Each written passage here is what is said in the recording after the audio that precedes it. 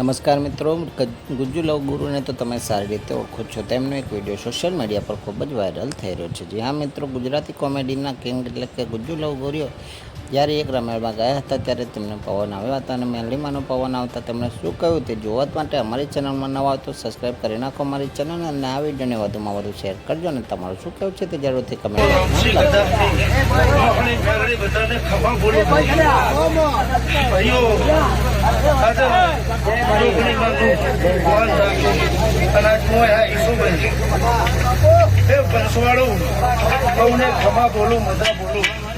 અને એટલું કહું છું કે છો બહાર નીકળો, મારું મહાણીનું નામ લઈને નીકળો, એ તમારા ઘર હું બેસી તમને ઠેક મેળવા આવીશ નહીં.